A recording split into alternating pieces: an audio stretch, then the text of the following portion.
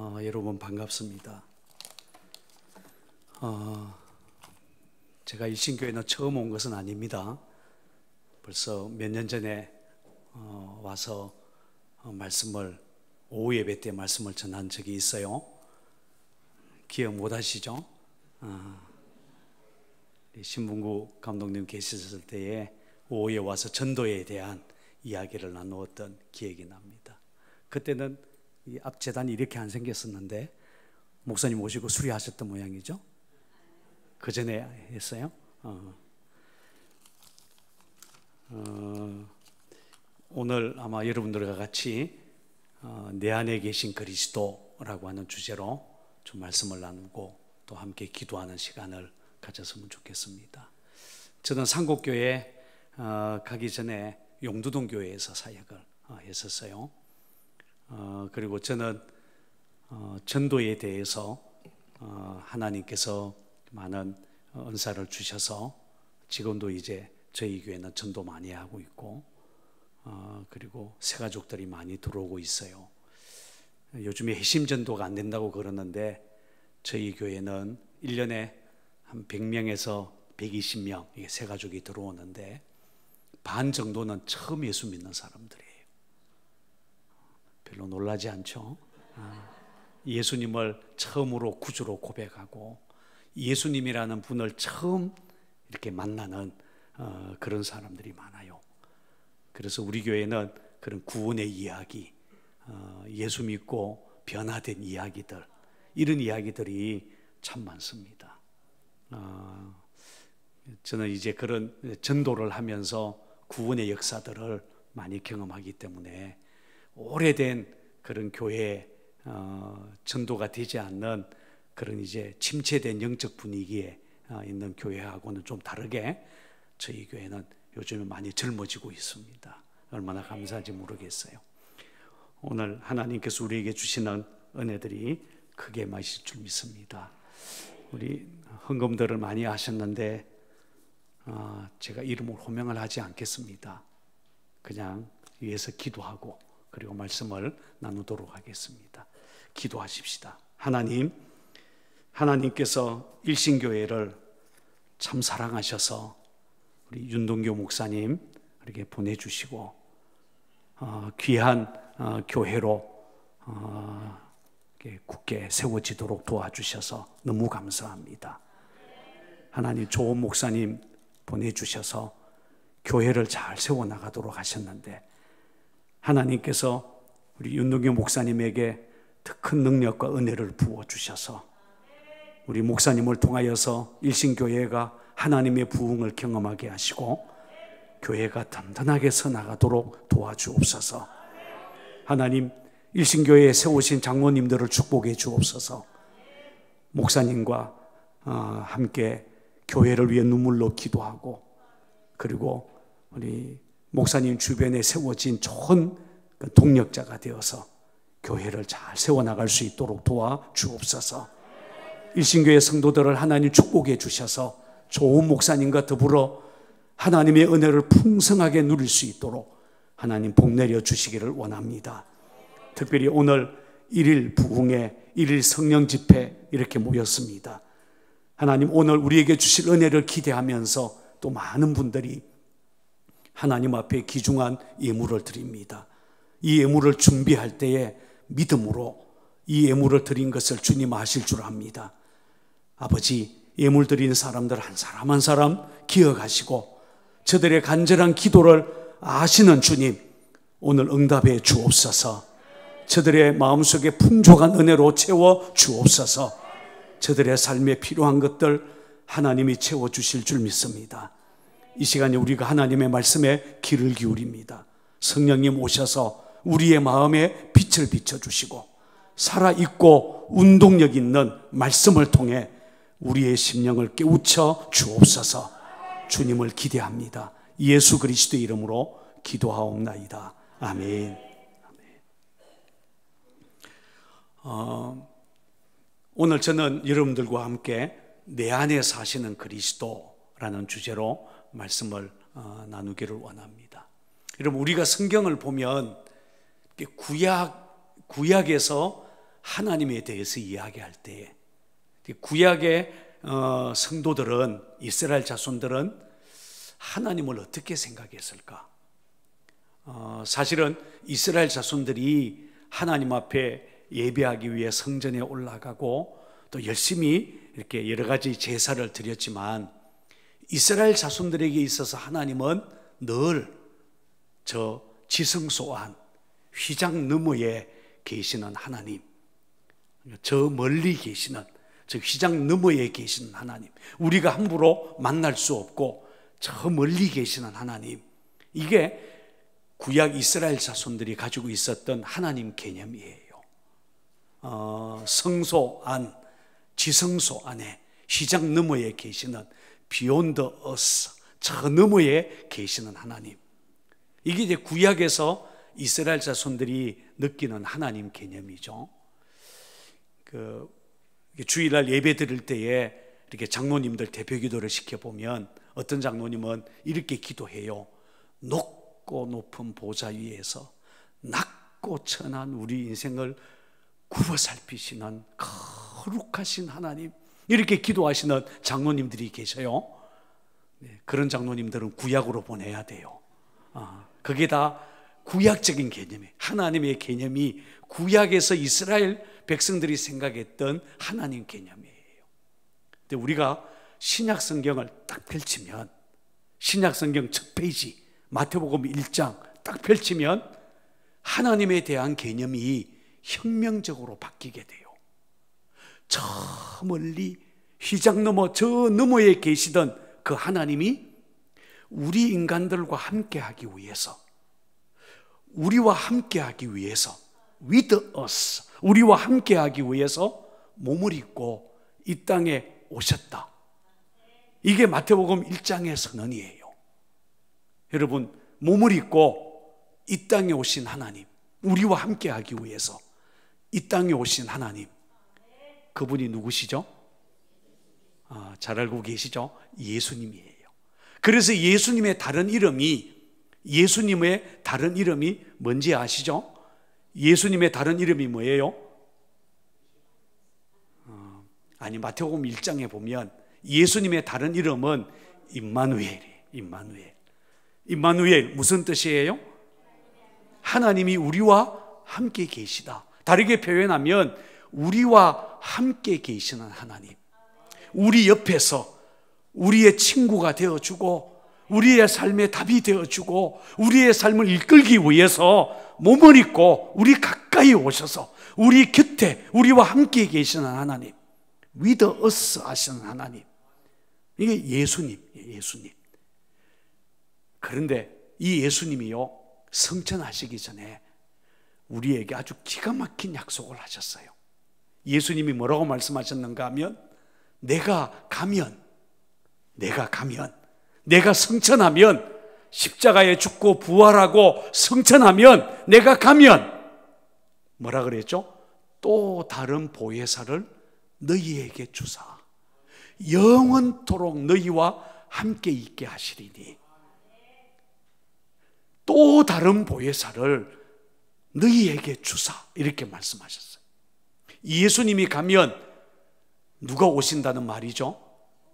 보혜사. 그 이름이 보혜사예요. 성령님이 우리 가운데 오실 거라는 거예요. 이게 요한복음 14장 16절에. 그런데 17절에 넘어가면 좀 더 구체적으로 그 성령님이 어디로 오시는가 하면, 그 성령님은 어디로 오시겠다고요? 너희 안에, 너희 속에, 우리 안에 성령님이 오신다는 거예요. In us, 우리 안에, 내 안에, 이죠? 여러분, 성령님이 오시는 자리는 우리 안이에요. 우리 안에 성령님이 오시는 거예요. 여러분, 우리가 성경을 보면, 그래서 사도 요한은 구원을 설명할 때에 구원이란 성령님이 우리 안에 들어오시는 거예요. 우리의 죽은 영이 살아나는 거예요. 우리는 그것을, 요한복음은 그것을 생명을 얻었다, 생명의 성령님이 우리 안에 들어오시는 것이다. 이게 구원이. 구원받은 사람들은 그 안에 누가 계신다는 거죠? 성령님이 계신다는 거예요. 여러분 안에 성령님 계신가요? 정말 계셔요? 구원이 우리 안에 성령님이 들어오시는 거예요. 이것을 신학적인 용어로는 성령의 내주라고 말합니다. 성령님이 우리를 거룩한 성전 삼고 우리 안에 오이케오 들어와 계신다. 성령의 내주. 여러분, 이게 구원이라는 말이죠. 우리 안에 오신 성령님은 영원히 우리 안에 계셔요. 맞습니까? 그래서 어떤 신학자는 성령의 내주, 그거는 표현이 좀 모자라고 성령의 영주 이렇게 말을 해야 된다. 영주 뭐예요? 영원히 우리 안에 계신다. 할렐루야. 여러분, 하나님은 왜 이렇게 하실까요? 우리를 사랑하기 때문에 우리에게 오셔서 우리와 함께 계시고 싶어 한다는 거예요. 여러분, 성령님은 우리 안에 오셔서 영원히 우리와 함께 계시고 우리와 동행하시고 여러분, 우리를 지켜주시는 거예요. 이게 구원이고, 여러분, 그런 의미에서 믿음의 삶이란 뭐냐 하면 우리에게 찾아오신 하나님, 내 안에 오신 하나님과 함께 동행해 가는 것이 믿음의 삶이에요. 여러분, 놀랍지 않습니까? 여러분, 우리는 우리 안에 오신 하나님과 함께 동행하며 살아가는 거예요. 여러분, 하나님이 우리 안에 오신다, 굉장한 말이에요. 여러분, 그래서 정말 구원받고 하나님이 나와 함께 계신다, 내 안에 계신다, 그것이 분명해지면 여러분, 우리 안에 굉장한 일이 벌어져요. 여러분, 저는 예수 믿지 않는 집에서 자랐어요. 저는 신앙 일대예요. 제가 믿음의 삶을 시작하고 우리 부모님이, 할머니, 할아버지가 이렇게 집안이 예수를 믿게 되었는데, 여러분, 저는 예수 믿지 않는 집에서 어릴 때부터 얼마나 미신을 많이 섬기고 제사 많이 지내고 이런 집에서 자라는지 몰라요. 제가요, 하만조씨 창판공파 32대 손이에요. 제가 이렇게까지 외우고 있는 걸 보면 대단한 집안인 줄 알겠죠? 하만조씨 본래의 이 종손이 아니고 저 구미 김천 쪽으로 뻗어나온 한파의 종손이에요. 그러니 얼마나 집안에 제사가 많았겠어요? 더군다나 저희 어머니가 미신을 얼마나 많이 섬겼는지 몰라요. 무당을 불러서 굿을 자주 했어요. 우리 집은 아예 1년에 한두 차례씩은 꼭꼭 굿을 했어요. 별로 믿지 않는 표정들이에요. 그런 집에서 제가 자랐어요. 여러분, 저는 어렸을 때에 공부를 지질이 못했어요. 저는 초등학교 시절, 그때는 국민학교 이랬는데 그 시절은요, 제가 기억도 하기 싫어요. 공부는 학교에서는요, 뒤에서 세는 게 훨씬 빨랐고, 저는요, 시골에서 자랐는데 되게 시골에서 자라면 무슨 골목대장 이런 얘기 듣잖아요. 근데 저는 골목대장이라는 말을 들어본 적이 없어요. 왜냐하면 싸워서, 친구들하고 싸워서 이겨본 적이 없으니까. 여러분, 저는 학교 갈 때에 늘 가방을 2개, 3개 들고 다녔어요. 무슨 말인지 아세요? 하나는 제 가방이고 다른 가방은요, 힘센 친구들 가방이에요. 저는 힘센 친구 옆에서 가방 들어주는 사람이었어요. 그러니 제가 얼마나 못났겠어요. 공부도 지질이 못하죠. 맨날 얻어터지고 울면서 집에 들어오죠. 그러니까 저는 그 초등학교 시절은 기억도 하기 싫어요. 왕따라는 말은 그 이후에 나왔지, 아마 옛날 같으면 제가 왕따 중에 왕따였을 거예요. 학교 생활이 그렇게 재미없었어요. 그래서 저는 초등학교 시절은요, 기억도 하기 싫어요. 그런데 이런 제 인생에 완전히 전환기가 오게 되었는데, 제 인생에 획기적인 변화가 일어난 것이 하나님이 저를 찾아와서, 하나님이 저를 만나 주셔서 제 인생에 일대 변혁이 일어난 거예요. 여러분, 저는 지금도 기억이 또렷해요. 여러분, 저는 중학교 1학년 겨울 방학 때 중학교 1학년이에요. 뭐 그때까지 공부 뭐 지지를 못했으니까 제가 자란 시골에 교회가 하나 있었는데, 저는 어릴 때부터 교회 다녔어요. 부모님은 안 다녔지만 예수 믿으러 다닌 게 아니고 놀러 다녔어요. 왜냐하면 시골에서 놀 때는 교회밖에 없었으니까. 교회 가야 애들이 모이고, 교회 가야 먹을 게 나오고, 교회 가야 거기에 공책도 주고 연필도 주고 이러니까 예수 믿으러 간 게 아니고 놀러 갔다니까요. 그런데 제가 중학생이 되었을 때, 중학교 1학년 겨우 방학 때에 교회에서 부흥회를 했어요. 근데 제가 왜 갔을까요? 할 게 없었으니까. 옛날 시골에서 겨울에 부흥회를 시골 교회에서 하잖아요. 그러면 부흥회는요, 교회 구경하러 가야 돼요. 집에 있으면 맨날 가만히 있어야 되고, 집에 있으면 힘든 일을 해야 되니까 도망가는 거예요, 놀러. 그러니까 교회 가서 노는 거예요. 근데 저도 그렇게 어른들이 하는 부흥회에 중학교 1학년짜리인 제가 구경 갔어요. 그런데 저는 구경하러 갔는데 하나님이 저를 만나 주신 거예요. 정확하게 표현하자면 성령님이 저를 덮치셨어요. 그래서 중학교 1학년 겨울 방학 때 시골 교회에서 부흥회 하는 그 자리에 참석했다가 성령님이 저를 덮치는 바람에, 여러분, 저도 뭔지도 모르고 방언의 은사가 터졌어요. 여러분, 성령님이 저를 사로잡으셨어요. 제 마음이 뜨거워지고 기도가 되고, 그 기도는 그냥 방언으로 하는 기도가 되고, 성령의 강력한 임재를 제가 경험했어요. 여러분, 문제가 생겼어요. 그렇게 부흥회가 있다가 부흥회는 끝났어요. 교회 부흥회 끝났어요. 그런데 문제는 내 개인적인 부흥회는 안 끝난 거예요. 여러분, 교회 부흥회는 끝났는데 제 안에 성령이 임하고 제 개인적인 부흥회는 끝나지 않았어요. 그래서 부흥회는 끝났지만 저는 매일 저녁 교회에 갔어요. 매일 저녁 혼자 교회에 가서 혼자 방언으로 기도를 했어요. 그 방언의 은사가 얼마나 재미있는지 아세요? 안 받아본 사람은 몰라요. 방언의 은사를 받고 보면요, 방언으로 기도하는 게 얼마나 재미있는지 몰라요. 그러니 저도 모르게 방언의 은사를 받아놓고 부흥회는 끝났지만 매일 밤마다 교회 가서 방언으로 기도하는 일이 저한테는 기쁨이었고 재미였어요.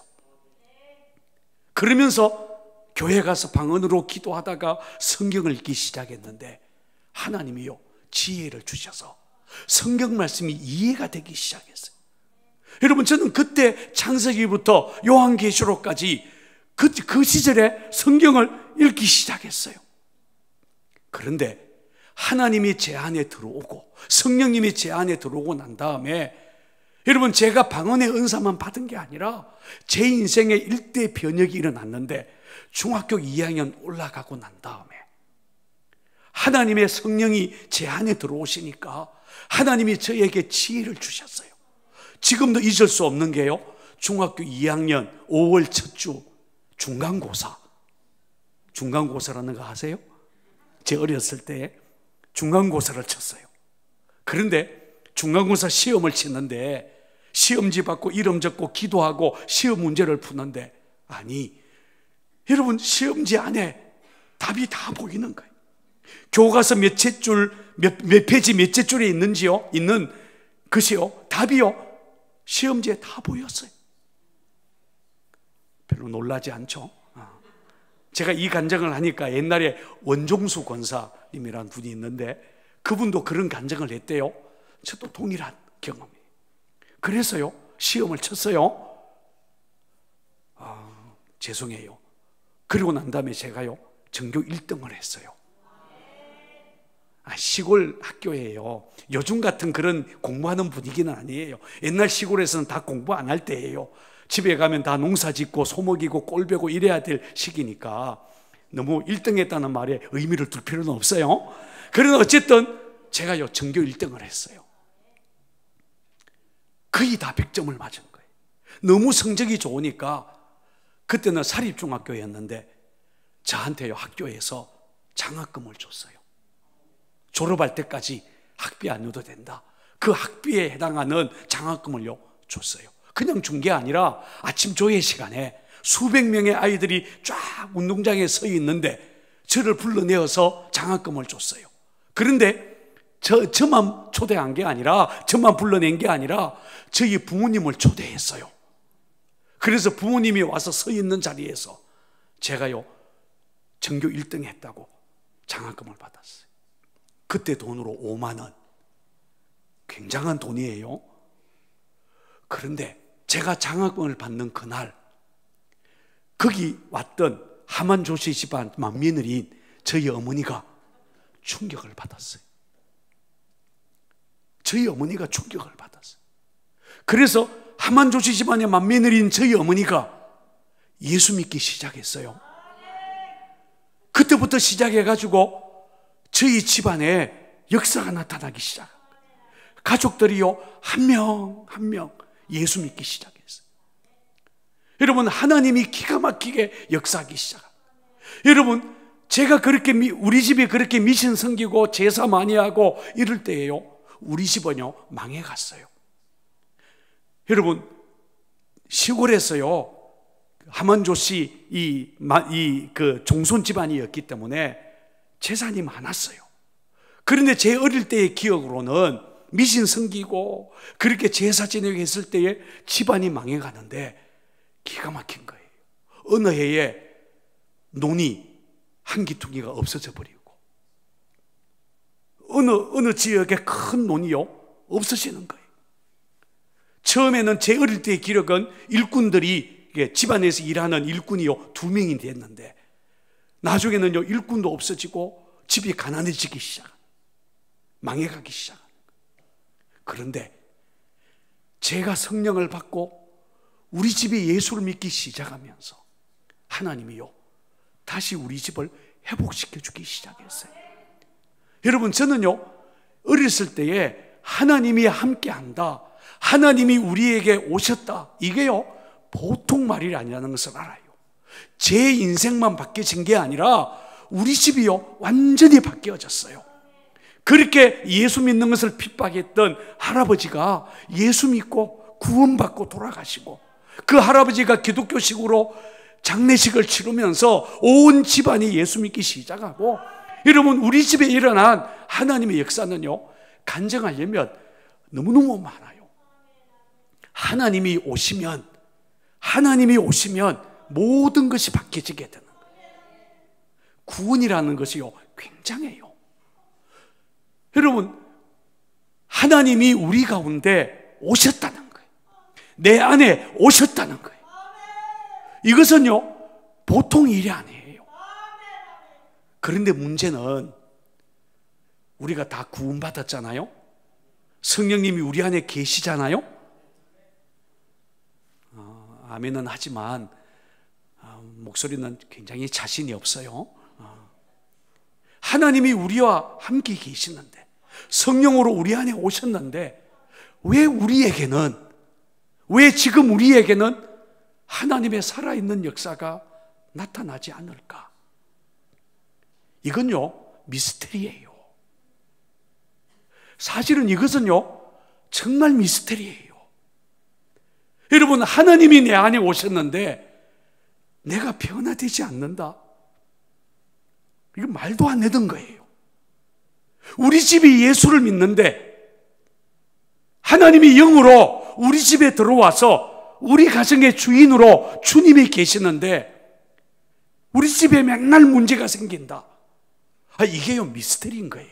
이거는 이해가 안 되는 일이에요. 그런데 이런 일들이 오늘날 예수 믿는다고 말하는 사람들 안에 일어나고 있어요. 오늘 저는 지금 그 얘기를 해보자는 거예요. 여러분, 누가복음 24장에 보면 이런 얘기가 나와요. 예수님이 십자가에 돌아가셨어요. 그러자 예수님을 따르던 사람들이 다 실망을 하고 뿔뿔이 흩어졌어요. 사흘 후에 예수님이 부활했다는 소문이 있었지만 사람들의 그 낙심하고 절망한 마음을 돌려놓지는 못했어요. 그때에 엠마오로 가는 두 제자가 있었죠. 누가복음 24장에 나오는 이야기예요. 이들은 예수님이 메시아인 줄 알고 예수를 따라 나섰다가 예수님이 십자가에서 돌아가시자 절망했어요. 어떤 여인이 예수님의 부활을 봤다 이렇게 말을 했지만 믿을 바가 못 되어서 그냥 자기 고향으로 돌아가게 되었어요. 엠마오로 갔다. 성경은 그렇게 말하죠. 두 사람이에요. 성경은 그 중에 한 사람의 이름을 소개하고 있어요. 그 한 사람의 이름이 뭔지 아시나요? 뭐라고 그랬죠? 그 중에 한 사람의 이름이 글로바라고 하는 사람이었어요. 다른 한 명의 이름은 알려지지 않아요. 왜 이름을 알려주지 않았을까? 아마 이름을 얘기하면 혹시 초대교회의 중요한 인물 중에 한 사람이기 때문에 창피를 당할까 봐 이름을 소개 안 할 수도 있어요. 제 추측이에요. 어쨌든 두 명이 엠마오로 가고 있었어요. 그런데 성경에 보면 그들 옆에 부활하신 예수님이 딱 서셨어요. 그리고 같이 길을 가는 거예요. 부활하신 예수님이 옆에 섰는데도 제자들이 알아봤어요? 못 알아봤어요? 이게 문제예요. 아니 바보같이, 아니 예수님이 옆에 서 있는데 왜 몰랐을까? 여러분 성경에 보면 예수님이 옆에 서서 같이 가면서 성경 말씀을 가르쳐 줬어요. 그때에 이 제자들의 마음이 뜨거워지기도 했어요. 그런데도 옆에 가시는 분이 예수님인 줄 몰랐어요. 왜 그랬을까요? 성경은 간단하게 얘기해요. 그들의 눈이 가리워져서, 따라해 볼까요? 그들의 눈이 가리워져서, 눈이 가리워져서 예수님이 있었지만 예수님이 같이 있다는 것을 몰랐다는 거예요. 그러면서 그들의 입에서 나오는 얘기는 절망적인 이야기만, 슬픈 이야기만, 우리는 예수가 메시아인 줄 알았는데 힘없이 죽었다, 우리는 절망했다, 너무 슬프다, 그래서 우리는 고향으로 돌아간다, 이제 예수 따르는 게 아무 소용없다, 이제 우리 믿음은 아무것도 아니다, 이러면서요 예수님이 옆에 있었는데도 그들은 계속 절망적인 얘기만 하고 슬픈 얘기만 하고, 그리고는 엠마오로 내려갔어요. 이상하지 않아요? 여러분 잘 보세요. 예수님이 옆에 있었는데도 절망하고 슬퍼하고 좌절하고 그리고 엠마오로 내려갔다는 거예요. 그러다가 엠마오에 도착했어요. 예수님은 더 가려고 그러는데 제자들이 붙잡았어요. 같이 밥 먹자고 식탁의 자리에 앉았어요. 예수님이 떡을 떼어서 제자들에게 나눠주었어요. 받아 먹어라. 떡을 떼어서 나눠주었어요. 뭐가 생각나요? 떡을 떼어서 나눠주었어요. 성만찬, 그죠? 최후의 만찬이 생각나죠? 그런데 떡을 떼어서 나눠주는 것은 초대교회 때에는 예배의 자리예요. 예배의 자리. 이게 예배 때, 그때는 예배 때마다 성찬식을 행했으니까 이게 예배의 자리예요. 여러분 그 예배의 자리, 예수님이 떡을 딱 떼어주는 순간, 목사님의 말씀을 듣는 순간, 교회에 와서 찬양하는 순간, 이 말이에요. 떡을 떼어주는 순간 제자들의 눈이 열렸죠. 아, 예수님이구나. 그때서 알았어요. 예배가 소중한 거예요. 예배는 우리의 눈을 열어주는 거예요. 예배는 우리의 마음에 주님이 같이 계시다는 것을 깨닫게 해주는 게 예배예요. 그 예배의 자리에서 제자들의 눈이 열렸다는 거예요. 아, 예수님이구나. 그 순간에 예수님은 그들 눈에 보이지 않았어요. 다시 그들은 예루살렘을 향하여서 다시 예루살렘으로 그들이 올라갔다. 이렇게 성경은 말씀하고 있어요. 여러분 우리 중에도 예수님이 분명히 내 안에 계시는데 믿음의 눈이 가리워져서 주님이 마치 나와 함께 하지 않는 것처럼 슬퍼하고 절망하고 좌절하고 이런 사람들이 수두룩하다는 거예요. 일신교회는 아니겠죠? 여러분들은 주님이 내 안에 계시다는 것이 확실합니까? 자, 그러면 우리가 어떻게 해서 우리 눈이 밝아지고 내 안에 주님 계시는 것을 날마다 확인하고 주님과 동행하는 삶을 살 수 있을까? 이게 오늘 읽은 우리 말씀이에요. 사도 바울은 우리의 믿음의 삶이 주님과 동행하고 그리고 주님이 내 삶 속에 살아계시다는 것을 날마다 확인하며 그분과 함께 사는 신나는 주님과 동행하는 믿음의 삶을 살아가기 위해서 우리가 알아야 될 것이 있다고, 그 믿음의 비밀을 알려주는 것이 갈라디아서 2장 20절 말씀. 자, 성경을 펴보세요. 다시 한 번 더 우리가 한번 읽어보십시다. 거기 보면 이렇게 말씀이 나오죠. 내가 그리스도와 함께 십자가에 못 박혔나니 그런즉 이제는 내가 사는 것이 아니요 오직 내 안에 그리스도께서 사시는 것이라.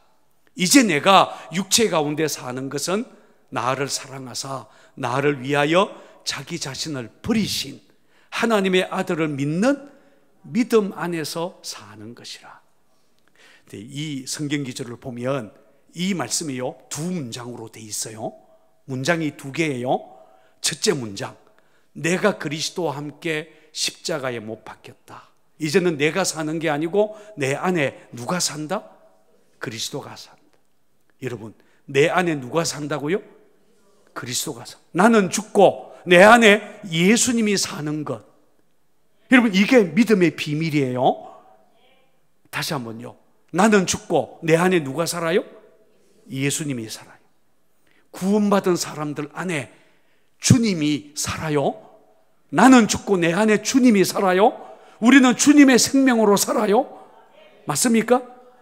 두 번째 문장을 보세요. 두 번째 문장은 내가 육체 가운데 사는 것은, 앞에서는 죽었다고 얘기했지만 그것은 신앙의 언어고 실제로는 내가 육체 가운데 그냥 살아요.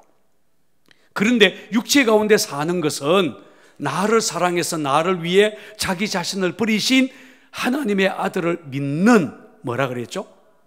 믿음 안에서 사는 것이다. 자, 이걸 간단하게 설명하면 내 안에 예수님이 사는 것 이퀄 믿음 안에서 사는 것, 이 말이에요. 누구를 믿는? 예수를 믿는 믿음 안에서 사는. 여러분, 예수를 믿는 믿음 안에서 산다, 이 말은 내 안에 그리스도가 사는 것, 이 말이에요. 맞습니까? 여러분, 나는 예수 믿고 살아요, 이 말이 뭐라고요? 내 안에 예수님이 사는 거예요. 나는 죽고 내 안에 주님이 사는 거예요. 여러분, 나는 믿음으로 살아요. 지금 예수 믿는 믿음으로 살아요. 이 말은 나는 죽고 내 안에 예수님이 사는 거라는 거예요. 할렐루야. 그러면 여러분들에게 믿음이 있습니까? 여러분들이 예수 믿습니까? 내가 아멘 한다면 그 말이 곧 무슨 말이죠? 내 안에 주님이 사는 거예요. 나는 죽고 내 안에 주님이 사는 게 믿음이라는 거예요. 그러니 얼마나 놀랍습니까? 주님이 산다는 게 이게 보통 말이 아니에요. 여러분, 생각해 보세요. 예수님이 여러분 집에 들어와서 일주일만 여러분과 같이 살아요. 아침에 눈을 뜨니까 예수님이 식탁에 앉아 계시고 거실에 앉아 계세요. 끔찍해요? 생각해 봐요. 그러면 집안 분위기가 어떻게 될까요? 아마 집안이요 완전히 새로워질 거예요. 여러분들이 가게를 해요. 그런데 그 가게에 예수님이 와서 한 달만 그 가게의 주인으로 일을 한다 생각해 봐요.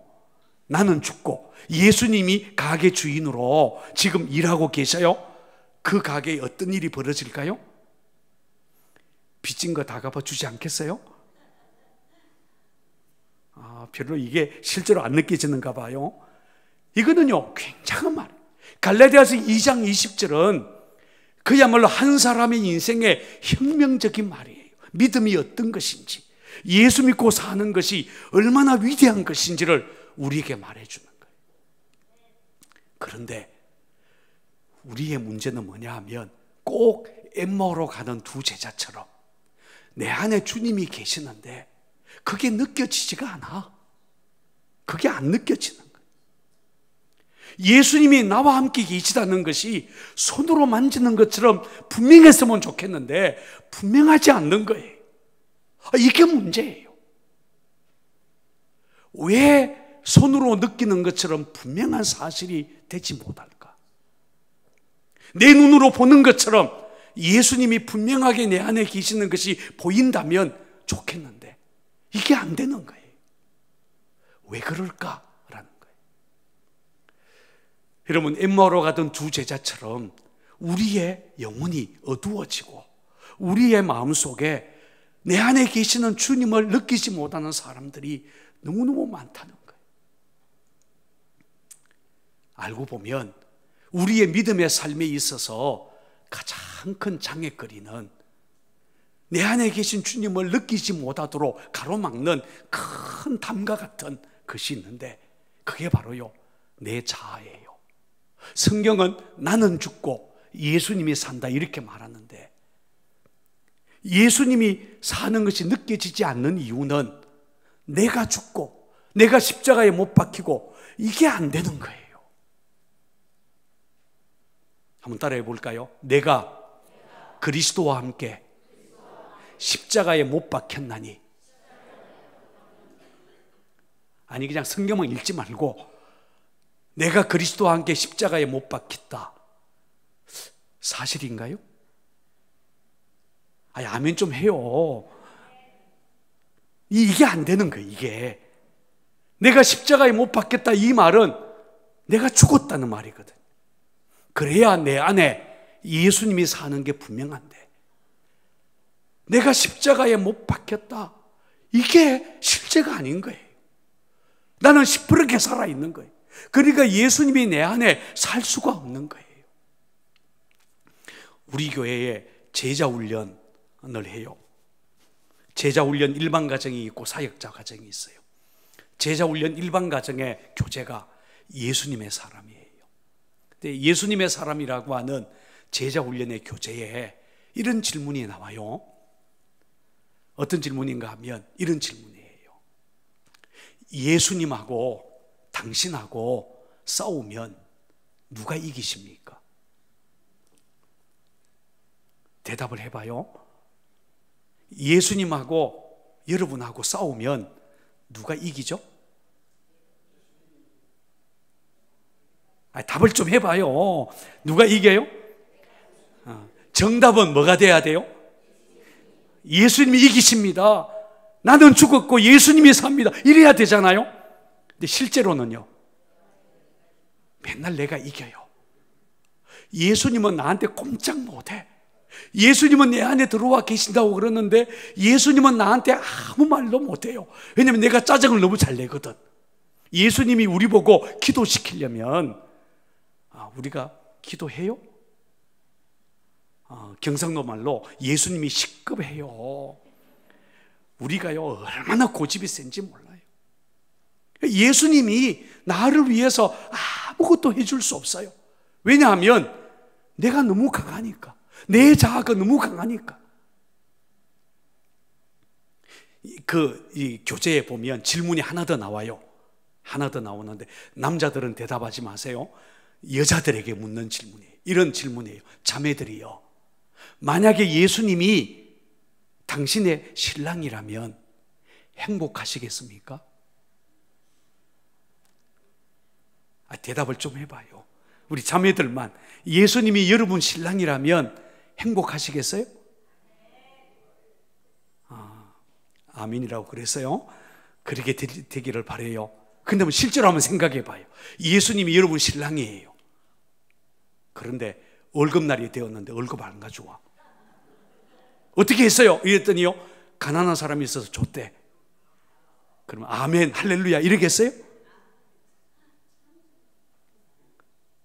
아마 제 생각에는요, 예수님이 여러분들 신랑 되면 맨날 부부싸움 할 것 같아.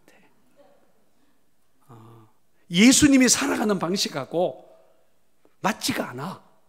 예수님의 삶하고 내가 추구하는 삶이 맞지가 않아. 생각해 보셔요. 예수님이 신랑이면 얼마나 불편하겠어요? 솔직히 그렇잖아요. 그렇게 두고 본다면 여러분, 예수님이 내 안에 계신다, 이 말이 이게요 보통 말이 아니에요. 이 말을 우리가 제대로 이해하려면 정말 내가 죽어야 되거든. 정말 나는 죽고 내 안에 예수님이 살아야 되거든. 내 안에 주님이 계신다, 이 말은요 아주 혁명적인 말이에요. 그런데 여러분, 성경을 보면 우리 믿음의 선배들은 그렇게 살았어요. 주님 내 안에 계시고 나는 죽고 주님이 사는 그런 삶을 살았어요. 그러면서 행복했고, 그러면서 기뻐했고, 그러면서 온갖 핍박과 어려움을 이겨냈고, 세상과 다르게 주님과 동행하는 삶을 살았어요. 아멘이 잘 안 돼요. 갈수록 이제 아멘이 안 나오는 것 같아요. 이제 부담이 되는 거죠. 여러분, 제가 빨리 마쳐야 되죠. 제가 성경 요한복음 2장의 얘기를 좀 한번 해볼게요. 여러분, 요한복음 2장에 보면 갈릴리 가나 혼인잔치 집에 예수님이 가셔서 물을 포도주로 변화시키는 아주 굉장한 말씀이 나오죠. 이건 예수님의 사역에서 첫 번째 행하신 표적이다, 이렇게 설명을 해요. 우리가 잘 알고 있는 내용이죠. 그런데 여러분, 이 말씀을 잘 한번 생각해 봐요. 여러분, 성경에 보면 예수님이 그 집에, 그 혼인집에 초대를 받아서 갔어요. 예수님과 제자들이 초대를 받아서 갔어요. 가서 보니까 예수님의 어머니도 거기 있었어요. 아마 우리가 추측하기로는 아마 친척집일 가능성이 많죠. 어쨌든 이렇게 초대받아서 갔어요. 그런데 얼마 있지 않아서 갑자기 어머니 마리아가 헐레벌떡 뛰어오더니 예수님 보고 뭐라고 얘기했죠? 큰일 났다는 거예요. 무슨 큰일이 났어요? 포도주가 떨어졌다는 거예요. 이 잔치집에 포도주가 떨어졌다는 거예요. 여러분, 잔치집에 포도주가 떨어졌다는 것은 사실은요 굉장한 문제입니다.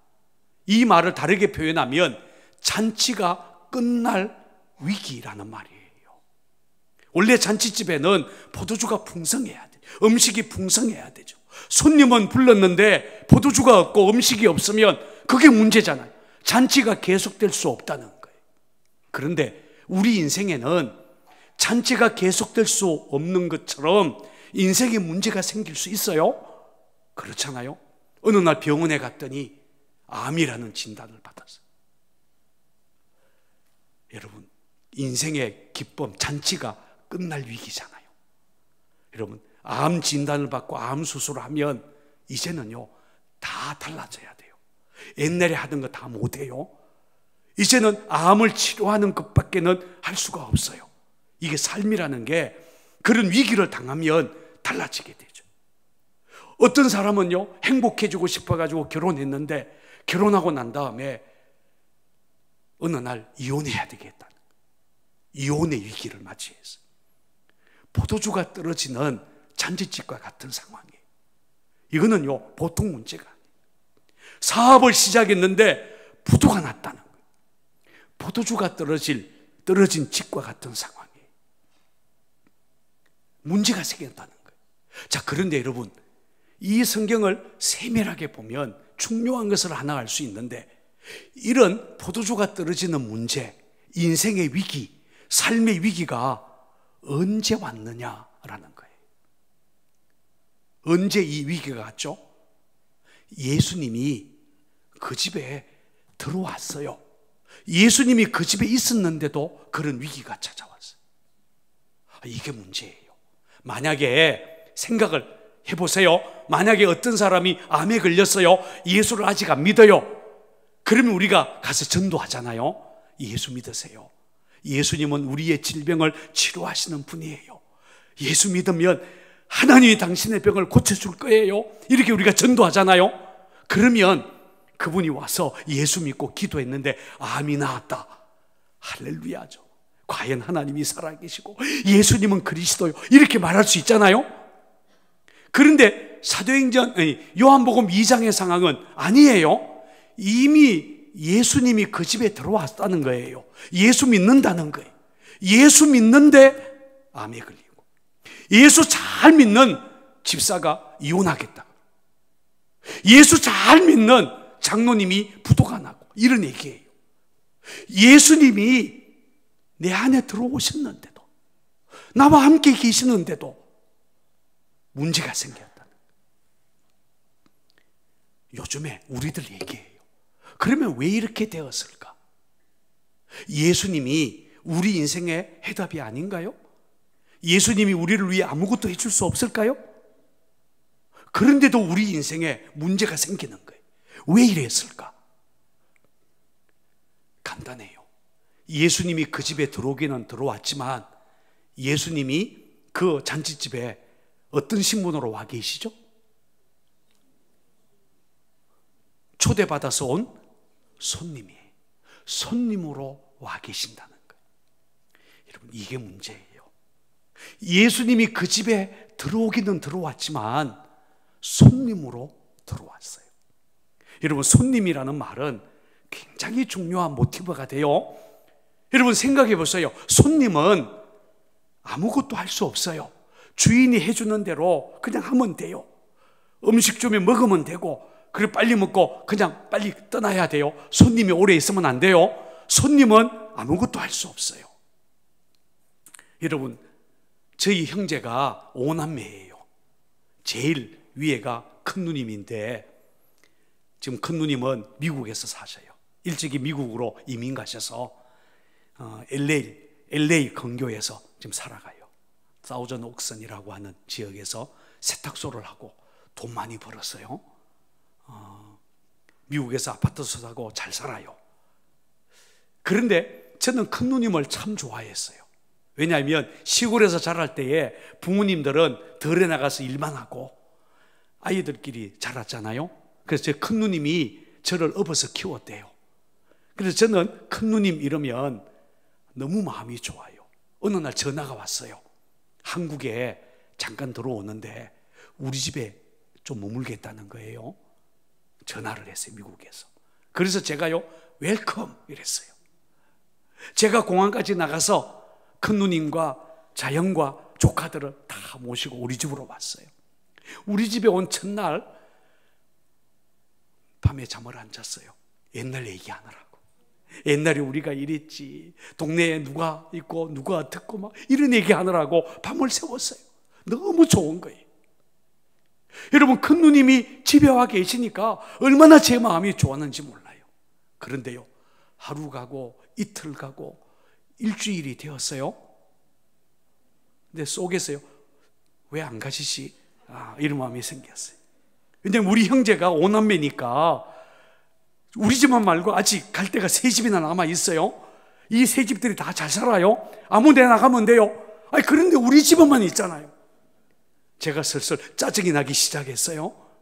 작은 누님 집에도 좀 가고 동생 집에도 가고 이러면 좋잖아요. 여러분, 이게 손님이라는 거예요. 아무리 좋아도 손님은 빨리 가야 돼요.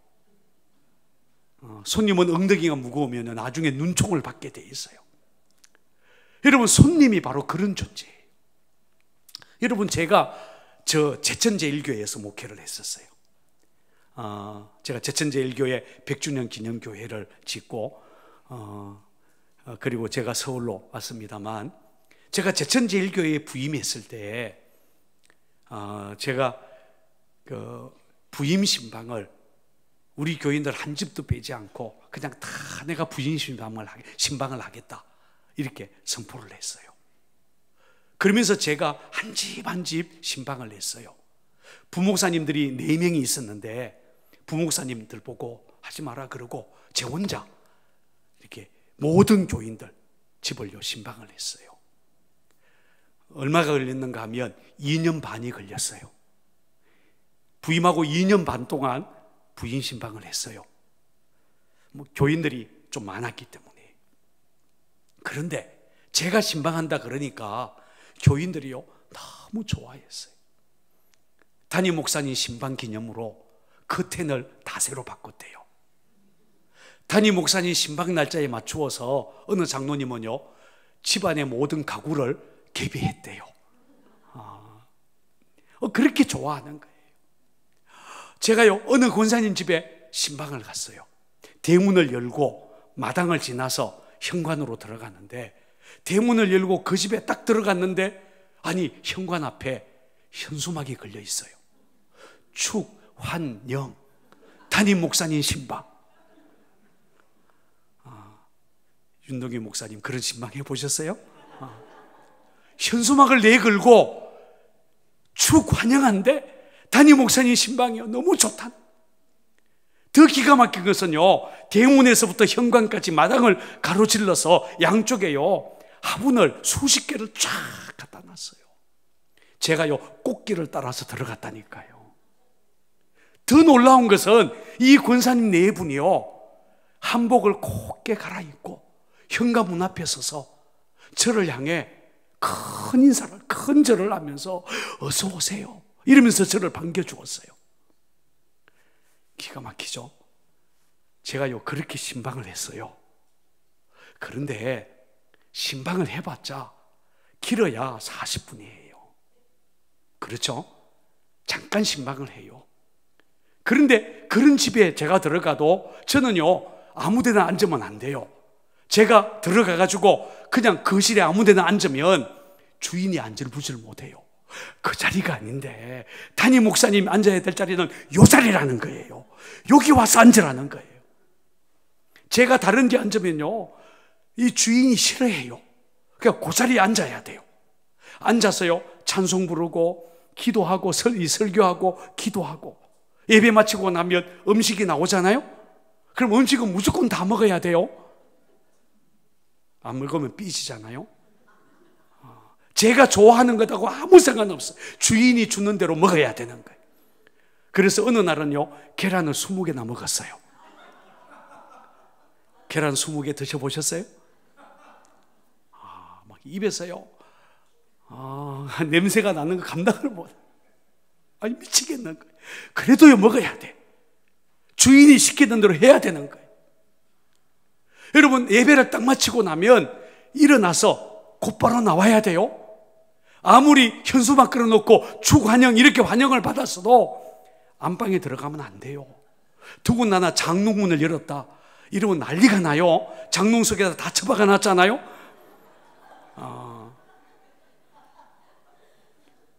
여러분 그게 손님이라는 게 손님은 아무것도 못하는 주인이 시키는 대로 하는 게 손님이에요. 우리가 예수를 믿지만 예수님이 내 인생의 손님처럼 내 안에 와 있을 수 있어요.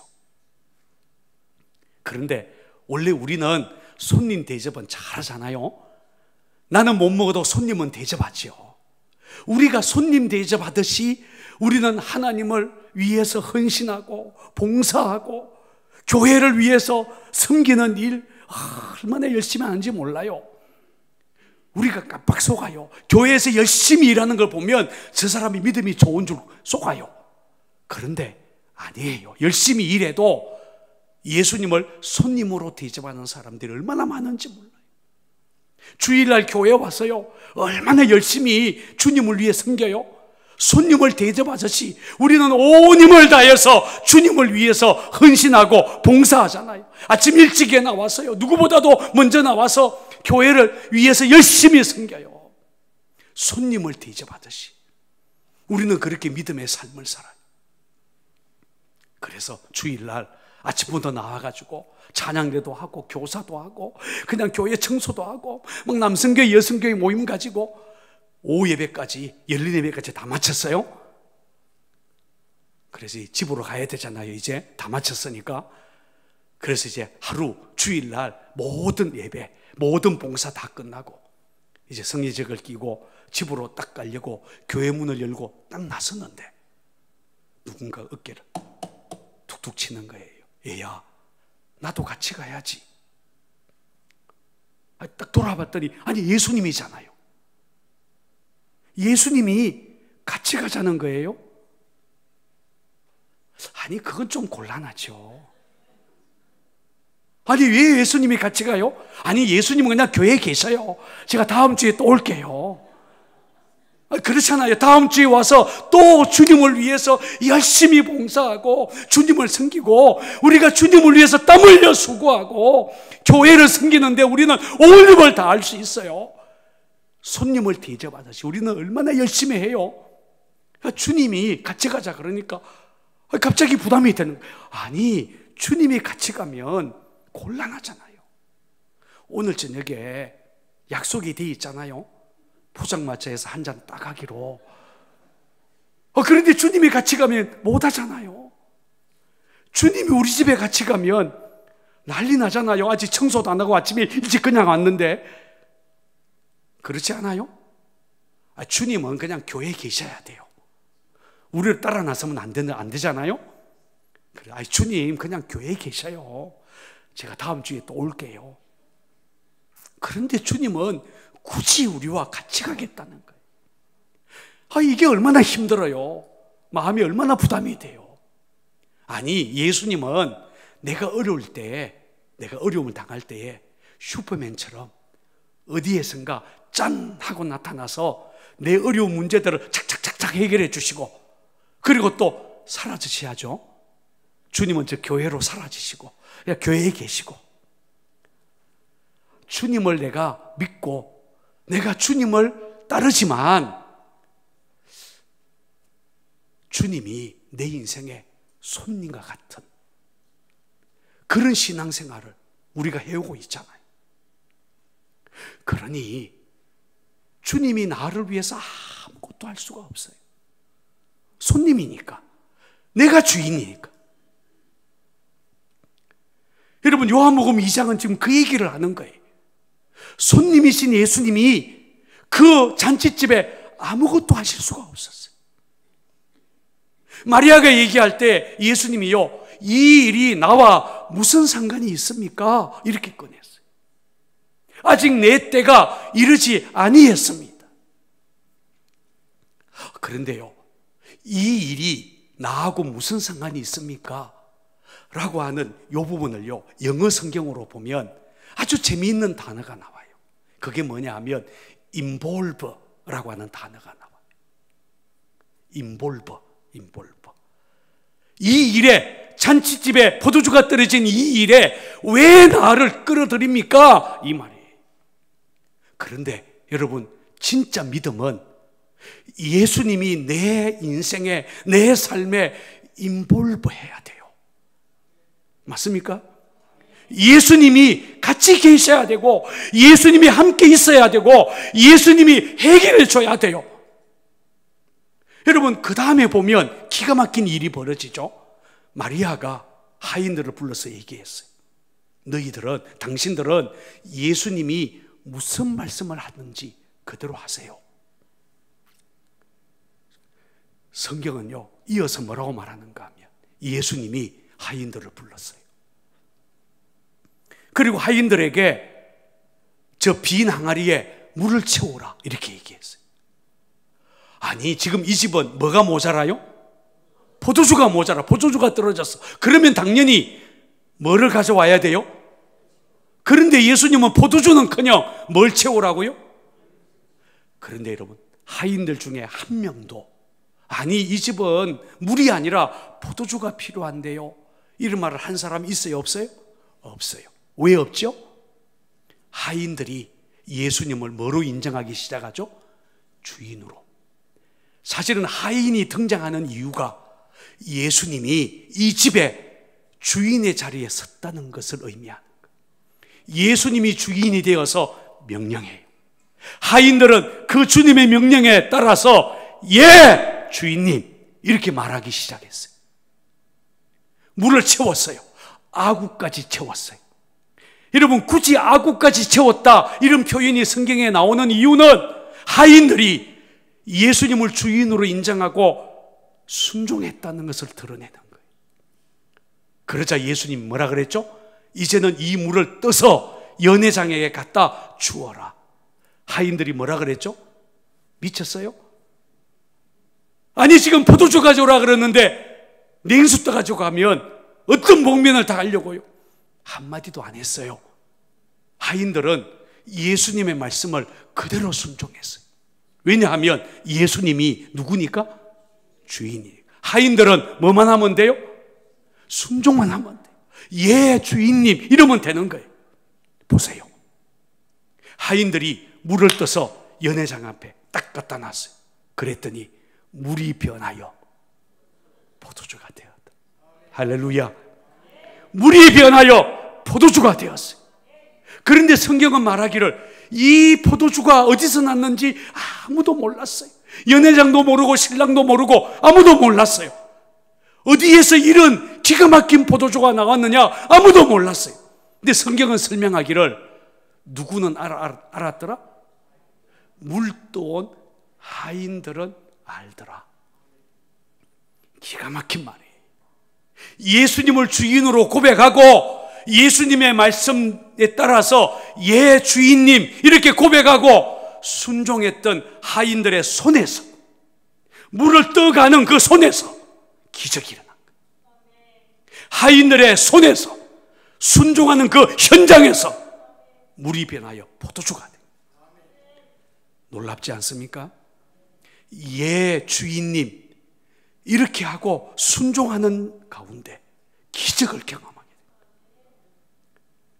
예수님이 인생의 주인이 되면, 내가 예, 주인님 이렇게 고백하면 그때부터 주님이 우리 안에 계신 주님이 그때부터 역사하기 시작한다. 할렐루야. 그러므로 여러분, 우리의 믿음이 생생한 하나님의 기적을 체험하는 믿음이 되려면, 우리 안에 계신 그리스도께서 내 삶 속에 하늘의 기가 막힌 은혜들을 부어주려면, 우리 주님이 내 인생을 새롭게 하고 기가 막히게 우리의 삶에 하나님의 역사를 나타내려면 예수님이 내 인생에 손님이어서는 안 되고, 예수님이 뭐가 돼야 된다고요? 주인이 돼야 된다. 한번 따라해 볼까요? 예수 내 손님. 따라서 해봐요. 예수님 내 주인. 여러분, 예수님이 내 주인이 돼야 돼요. 시간이 갔지만 제가 간증 하나만 하고 마치겠습니다. 어차피 하루 부흥회니까 제가 좀 간증만 하나 할게요. 제가 서울에서 개척교회를 했을 때에 저하고 같이 개척교회에서 열심히 섬기다가 장로님이 되신 한 분이 계셔요. 이 장로님 성함이 김종원 장로님이라시는 분이에요. 원래 이 장로님은 그 영업용 택시를 하셨던 분이에요. 이 영업용 택시 운전하는 아주 힘든 그런 직업을 가지고 일을 하셨어요. 그런데 영업용 택시 하는 분들에게는 꿈이 하나 있어요. 뭘까요? 개인 택시 하는 거예요. 그 당시에는 서울시에서 10년 무사고를 하면 개인 택시 면허를 줬어요. 이 장로님도 드디어 무사고 10년이 얼마 남지 않았어요. 개인 택시의 꿈이 막 부풀어오르기 시작했어요. 목사님, 제가 개인 택시 하면 제가 교회를 위해서 열심히 섬기겠습니다. 제가 목사님 가방 들고 목사님 따라다니면서 신방할 테니까 기도해 주세요. 이제 얼마 안 남았어요. 이제 몇 달만 지나면 제가 개인 택시 할 수 있어요. 막 장로님이요 좋으셔가지고 개인 택시 막 그 꿈을 가지고 막 만날 때마다 개인 택시 얘기를 하신 거예요. 드디어 2달 가까이 남았어요. 그런데 택시 회사에서는 만 10년을 아니고 한 2달 전에는 운전을 안 하게 해요. 대신에 서류로만 무사고 해줘야 되니까 2달 남겨놓고 사고 나면 안 되잖아요. 그래 한 2달 전에 미리 이제 운전하지 않게 하고 서류로만 이렇게 만들어서 시에 올리면 2달 후에 개인 택시 면허가 나오는 거예요. 이제 이 장로님이 이제 오늘만 운전하면 돼요. 오늘만 운전하면 이제 10년 무사고가 되어서 개인 택시를 탈 수 있어요. 여러분, 택시 교대 시간이 새벽 4시예요. 저 영광교통이라고 장이동에 있는 택시 회사예요. 이제 새벽 4시에 이제 끝나는데 새벽 2시에 영등포에서 이 장이동 쪽으로 이렇게 이 교대하는 시간에 맞추어서 들어오다가 영등포 로타리에서 무단횡단하는 한 취객을요 치었어요. 물론 죽지는 않았어요. 다쳤어요. 앰뷸런스가 오고 경찰차가 오고. 아니, 그냥 접촉사고 정도라면 그냥 막 돈 주고 무마할 수 있잖아요. 사고 기록에 안 올라가도록 할 수 있잖아요. 근데 사람이 다쳐놓으니까 이건 어떻게 할 수가 없어요. 여러분, 2시간만 있으면 개인 택시가 나오는데 2시간 남겨두고 사고가 탁 난 거예요. 이 장로님이요 막 어쩔 줄을 모르는 거예요. 막 이분이요 막 하나님을 향하여서 막 이렇게 막 반항하기 시작하는데 어떻게 하나님이 나한테 이럴 수 있느냐는 거예요. 내가 개인 택시를 타려고 한 것이 나를 위해서냐고, 내가 목사님을 돕고 교회 섬기려고 내가 한 것이지, 어떻게 하나님이 그 2시간을 안 지켜줬느냐고, 아니 그 순간에 하나님이 잠을 주무셨느냐고 이러면서요 하나님이 자기를 이렇게 대해서 자기는 어쩔 줄 모르겠다, 자기는 하나님 때문에 상처받았다 뭐 이러면서요 이 장로님이요 그 사고 처리를 하고 난 다음에 교회도 안 나오고 이 장로님이요 막 시험에 빠진 거예요. 옆에 있던 부인 되는 권사님이 보다 못해가지고 이 부인 권사님이 돈을 5천만 원을 빚을 냈어요. 5천만 원 빚 내고 그래서 개인 택시를 돈으로 사줬어요. 요즘도 이제 그럴지 모르겠는데 개인 택시 면허를 돈 주고 살 수 있는가 봐요. 사실 이게 불법이에요. 불법인데 그런 일이 있었어요. 이 장로님 부인 권사님이요 남편이 막 워낙 이게 힘들어 하니까 5천만 원을 빚 냈는데 그게 이게 은행에서 빌린 게 아니라 다른 데서 빌렸기 때문에 그 자리에서 선이자 500만 원을 떼고 그리고는 돈을 빌려서 그래서 개인 택시를 사줬어요. 이분이요 장로님이 드디어 개인 택시를 끌고 교회에 왔어요. 그 저보고요 목사님 기도해 주세요. 개인 택시 하게 됐어요. 제가 놀라가지고 아니 장로님 사고 났잖아요. 그럼요 사고 났죠. 그런데 저 개인 택시는 뭐예요? 사고 나서 못하게 됐는데 제가 돈 주고 샀어요. 5천만 원에 샀어요. 아니 장로님 불법이잖아요. 그럼요 불법이죠.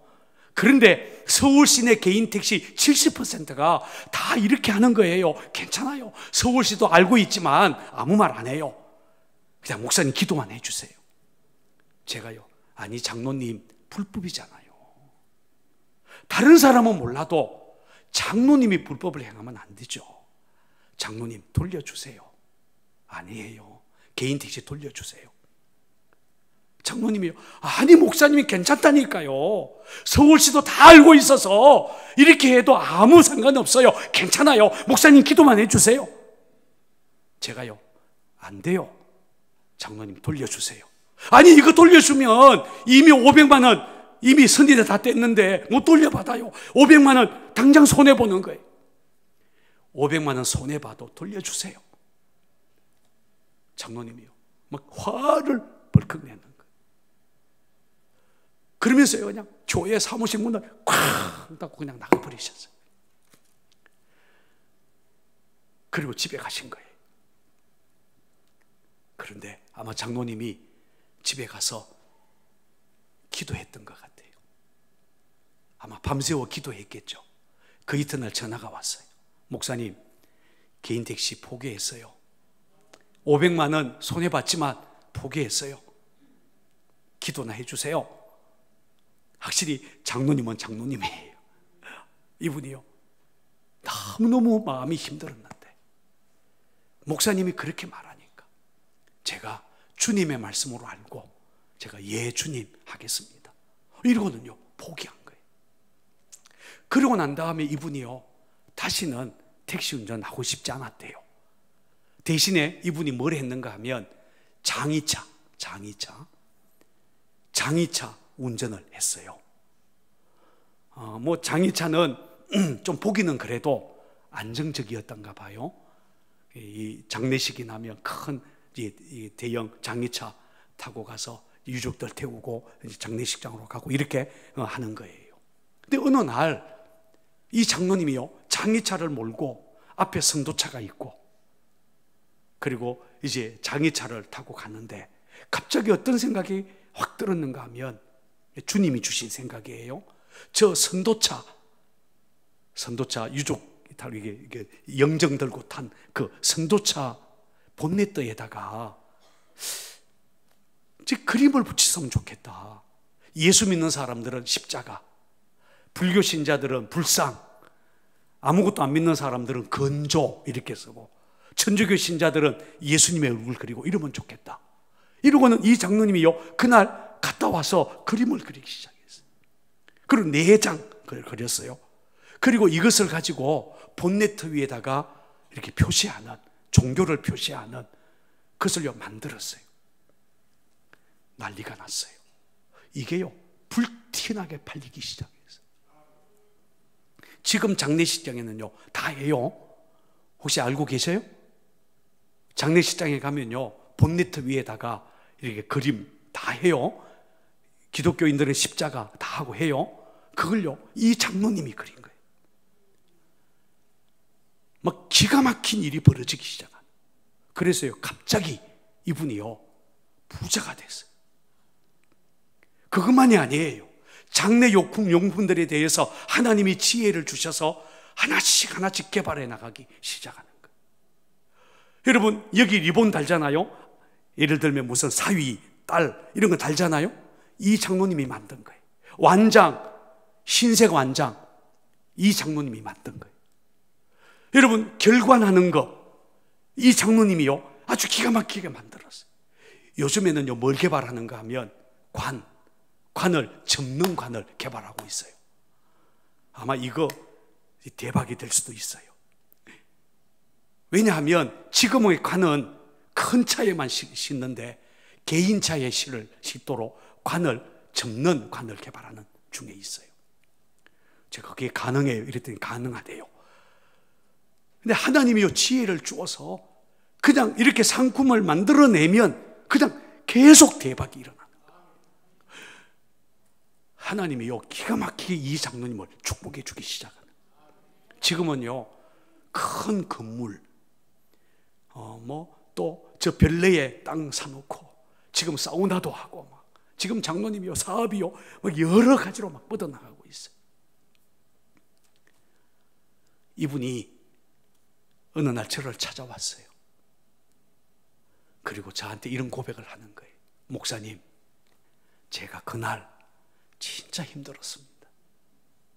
목사님이 불법이니까 돌려주라 그러는데 정말 어려웠습니다. 그런데 제가 예 주님 했습니다. 제가 그래도 주님 믿는 사람인데 예 주님, 주님께 순종하기로 딱 결단했는데 저는 이렇게 한 번 예 주님, 주님이 내 주인입니다 이러고 한 번 예 주님 내가 한 번 했는데 하나님은 내 평생을 바꾸어 놨습니다. 내가 한 번 주님을 내 인생의 주인으로 고백하고 순종하기로 결단했는데 하나님은 내 인생에 이런 복을 주었습니다. 여러분, 기가 막힌 겁니다. 이 장로님은 지금도 수시로 저를 찾아옵니다. 다른 교회, 이미 저는 이제 다른 교회 목사님이 됐으니 수시로 찾아왔어요. 여러분, 선교비에 쓰세요. 이런 봉투를 놓고 가고, 목사님, 제가 목사님 은퇴하면 집은 책임질게요. 이러고는요, 이제는 제 집을 지어주는 일을 하고 있어요. 아니, 생각해 보세요. 저는 아무것도 안 해요. 그런데 예수님을 자기 인생의 주인으로 한 번만 고백해도 내 평생이 바뀌는데, 여러분, 주님이 내 안에 사시고 주님이 내 인생의 주인이라고 고백하고 그 주님을 따라 가지 않겠습니까? 주님과 동행하는 것이야말로 기적이고 그거야말로 큰 축복입니다. 일신교회 성도들이 예수님을 내 인생의 주인으로, 나는 주님 따라가겠습니다, 예 주님 하겠습니다, 이런 고백이 좀 있었으면 좋겠습니다.